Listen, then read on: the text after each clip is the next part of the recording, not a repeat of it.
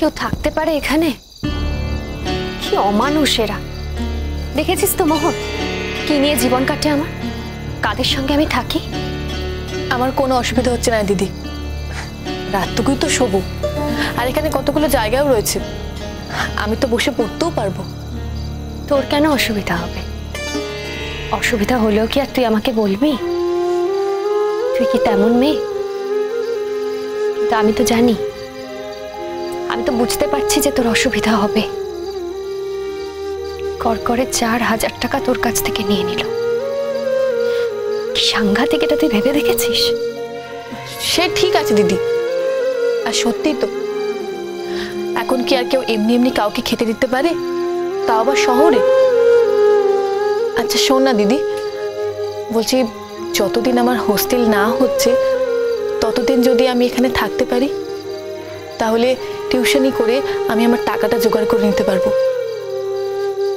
টাকা দিলে, খাওয়া খরচ দিলে আমার মনে হয় ওরা আর আমাকে চলে যেতে বলবে না, তাই না দিদি? এই বোকা মেয়ে, কাঁদছিস কেন তুই? কাঁদছে কি আর সাধে? আমি জানি আমি কেন কাঁদছি। আমার বোনটাকে আমি 2 দিন খাওয়াতে পর্যন্ত পারবো না, এমন শ্বশুর বাড়িতে বিয়ে দিয়েছে আমার বাবা আমাকে। অথচ সেই লোকটার সঙ্গে রাতে আমাকে এক বিছানায় থাকতে হবে। তুই ভাবতে পারিস? আচ্ছা, ও তো বলতে পারতো, ও তোর মাকে বলতে পারতো যে তোর খাওয়া খরচ বাবদ যদি কিছু লেগেই থাকে তাহলে তাহলে ও সেটা দেবে। বললো না তো একবার? বলেনি, একদিক থেকে ভালোই হয়েছে রে দিদি।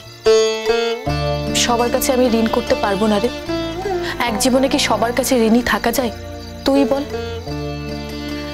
কিন্তু একটা সাংঘাতিক ভুল করে ফেলেছি রে, আমি এখন নিজেই জানি না কি হবে। কি রে, কি আবার ভুল করলি তুই? তীরে এসে না তোরই আবার ডুবে যায়। বলবি তো কি ভুল করলি? জানিস দিদি, এই কলেজে আমাকে কিছুতেই ভর্তি নিতে চাইছিল না। কেন বলতো? কেন চাইছিল না? একটা ভালো কলেজ তো সবসময় একটা ভালো ছাত্রীর জন্য অপেক্ষা করে, ভালো স্টুডেন্টের জন্য ওয়েট করে। তোকে নিয়ে তো সেই বিষয়ে কারোর কিছু বলার নেই। ইন্টারভিউয়ের পরে নিশ্চয়ই ওরা সেটা বুঝতে পেরেছে। না রে দিদি, কিছুই বুঝতে পারেনি, কিন্তু অদিতি ম্যামের রেফারেন্স বলে আমাকে ওরা অ্যাকসেপ্ট করতে চায়নি। কিন্তু কেন? অদিতি রায়চৌধুরীর সঙ্গে এদের কি কোনো শত্রুতা আছে মনে হয়। অদিতি রায়চৌধুরীর রেফারেন্সের কাউকেই ওরা ভালো চোখে দেখে না। আমি যদিও সবটা জানি না, আর জানিস দিদি, ওদের কলেজে একজন ডিরেক্টর আমাদের ডিবেট কম্পিটিশনেও তো গিয়েছিল। তাই?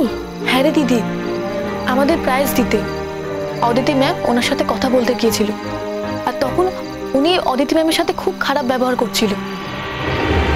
সেটা আমি দেখে ফেলেছিলাম, আর এখানে এসে দেখি কলেজটা তাদেরই। জানি, হয়তো পুরনো কিছু মিসআন্ডারস্ট্যান্ডিং ছিল। যাকে সেসব বাদ দে। আফটার অল তুই যে চান্স পেয়েছিস এই কলেজে, সেটাই সব থেকে বড় কথা। শোন দিদি, ওরা আমাকে কাল বলেছে আমার স্কলারশিপ যতই থাক তবুও আমাকে অ্যাডমিশন বাবদ টাকা দিতে হবে। পরে সেটা অ্যাডজাস্ট হয়ে যাবে, তবুও অনেক টাকা রে। আমি তবুও একটা অ্যাপ্লিকেশন করেছি যে আমার কাছে এখন টাকা নেই, আমার স্কলারশিপ এলে যেন সেখান থেকে কেটে নেওয়া হয়।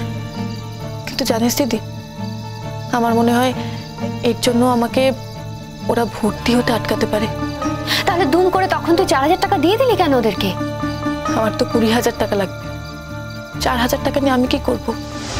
তবে এখন কি হবে মোহন? জানি না কি হবে। অদিতি ম্যামের সঙ্গে কথা হয়েছে, ম্যামকে সবটা বলেছি। অদিতি ম্যামকে অনেক ঝামেলা করতে হচ্ছে টিসির জন্য। হয়তো টিসি পেয়ে যাবেন, কিন্তু দেখ আবার তো এখানেও পৌঁছতে হবে, তাও আবার কাল 11টার মধ্যে।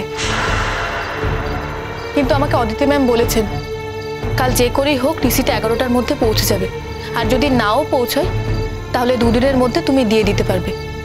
সেটা আমাকে লিখিত জানিয়েও দিতে বলেছেন। কিন্তু জানিস তো, আমার মনে হচ্ছে ওরা আমার কোনো কথাই শুনবে না। দেখ, যারা আমাকে বাদ দিতে চায়, আমাকে বাদ দেওয়ার জন্য সবসময় অজুহাত খোঁজে, তারা তো আরো বেশি করে আমাকে রুলস অ্যান্ড রেগুলেশনস দেখাবে, তাই না? তাহলে তো এখন সমস্যা দুটো, একটা ট্রান্সফার সার্টিফিকেট আর একটা টাকা। আচ্ছা মোহর, ধর তুই টিসিটা পেয়েও গেলি, কিন্তু টাকাটা জোগাড় করবি কি করে? আমি অদিতি ম্যামকে কিছু পরিষ্কার করে বলিনি। আমার অদিতি ম্যামের ওপর পুরো ভরসা আছে। অদিতি ম্যাম যদি নিজে আসেন তাহলে আমাকে এটিএম থেকে টাকা তুলে দেবেন। যদি উনি নিজে না আসেন, যদি অন্য কাউকে দিয়ে পাঠান, তখন তুই কি করবি? আমি জানি না রে। এখন জানি না কথাটা বলার কোনো মানে হয় না মোহর। শেষ মুহূর্তে তুই কি তীরে এসে তড়ি ডুবাবি নাকি? এখন যদি তোর কলেজে ভর্তি হওয়াটা না হয়, তাহলে ভেবে দেখেছিস তোর জীবনটা কি হবে? কোথায় যাবি তুই? টাকা না দিলে এরাও এখানে থাকতে দেবে না, আর এরা যদি এখানে থাকতে তোকে না দেয় তাহলে তুই বাবার কাছে ফিরে যাবি, আর বাবার কাছে ফিরে গেলেও বাবার কথা মতো তোকে বন্দি জীবন কাটাতে হবে। মা কেমন আছে রে দিদি? মাকে আমি সব বলেছি। শোন, সময় সুযোগ মতো ফাঁক বুঝে আমি মায়ের সঙ্গে তোর কথা বলিয়ে দেব, কেমন? মা খুব কাঁদছিল, তাই না? কাঁদবে না, তবুও মা একটু শান্তি পেয়েছে এটা শুনে যে তুই নিরাপদে আছিস, তুই আমার কাছে আছিস। জানিস মোহর, মা আমাকে বারবার করে বলেছে যতদিন না তুই হস্টেল পাচ্ছিস তোকে যেন আমি আমার কাছে রেখে দিই, কিন্তু মাকে তো আমি কিছুতেই বোঝাতে পারছি না যে আমার ক্ষমতা কতটুকু। শোন না, তুই মাকে বলিস আমার কথা একদম চিন্তা না করতে। আমি তো একটা ভালো কাজে এসেছি, আমার কোনো বিপদ হবে না। শেষ পর্যন্ত আমি আমার লেখাপড়াটা চালিয়ে যেতে পারবো, সে বিশ্বাস আমারও আছে মোহর। কিন্তু এই যে সময়টা যাচ্ছে, এটা খুব দুর্যোগের সময়। এই সময় তোর পাশে সব থেকে বেশি দাঁড়ানোর কথা ছিল, অথচ এমন কপাল আমার। তুই অত ভাবিস না দিদি, যা হওয়ার তা হবেই। কিন্তু কাল কাল কি করবি তুই? আমি বুঝতে পারছি না দিদি, আমি না টেনশন কিছুতেই কাটাতে পারছি না। শোন, আমার কাছে ক্যাশ টাকা নেই, কিন্তু গয়না তো আছে। নে, এই গয়নাটা দিয়ে তুই ক্যাশ টাকাটা জোগাড় করে নে। তোর মাথা খারাপ হয়ে গেছে নাকি দিদি? আমি তোর গয়না দোকানে বিক্রি করতে যাব?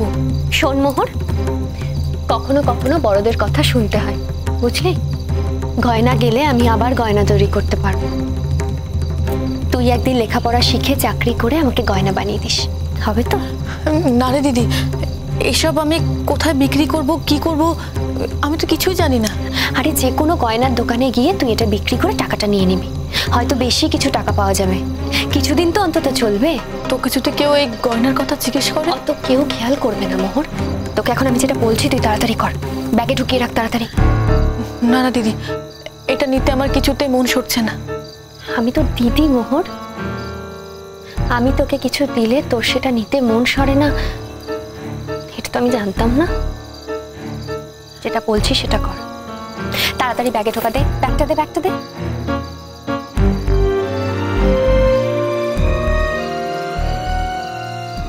দিদি, তুই তোর গায়ের গয়না খুলে দিলি আমায়। বারবার এক কথা বলিস না মোহর, এই গয়নার থেকে তুই আমার কাছে অনেক বেশি দামি,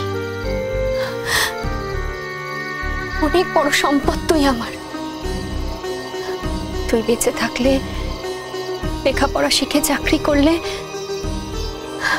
আমি অন্তত এই কথাটা তো বলতে পারবো যে এই বাড়িতে এদের সঙ্গে আমি আর মানিয়ে নিয়ে থাকতে পারছি না। আচ্ছা মোহর,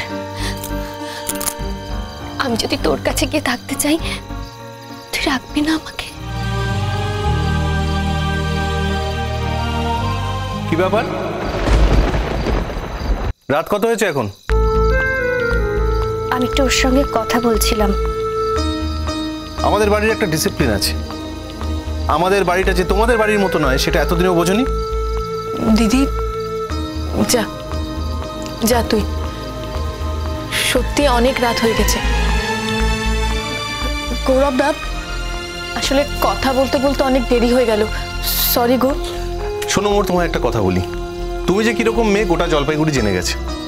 আর তোমার দিদিরও যথেষ্ট গুণটুন আছে, বিয়ের পর বয়ফ্রেন্ডকে ছাড়তে পারছে না। অনেক দোষ ত্রুটি মেনে নিয়ে কিন্তু তোমার দিদিকে আমি এখানে অ্যালাউ করেছি।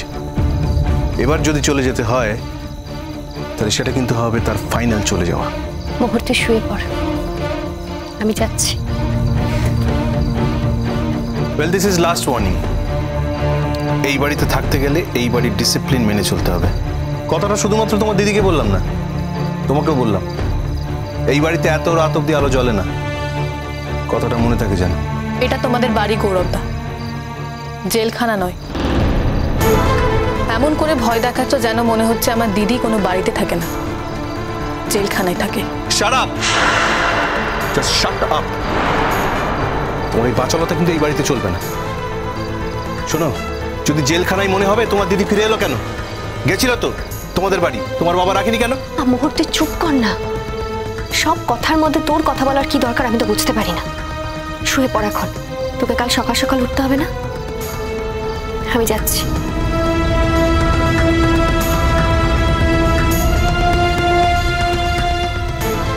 তুমি বুঝতে পারছো কতখানি রিস্ক নিয়ে আমরা তোমাকে এখানে রেখেছি? অন্য কি বলে রাখতো? বিয়ের আসর ছেড়ে পালানো মেয়ে তুমি একটা, অন্য কেউ রাখতো না। আমার মা বাবা অত্যন্ত লিবারেল, তাই তোমাকে এখানে অ্যালাউ করেছে, বুঝতে পেরেছো? সেই কৃতজ্ঞতাটুকু যেন তোমার আচার ব্যবহারে থাকে। আর কথায় কথায় মুখে মুখে কথা বলাটা এই বাড়ির ধর্ম নয়, সেটা মনে থাকে যেন।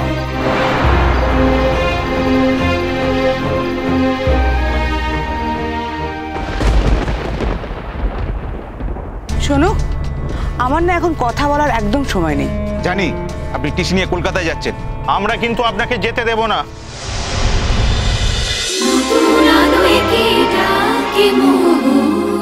চলো চলো চলো চলো চলো পাল্টাই।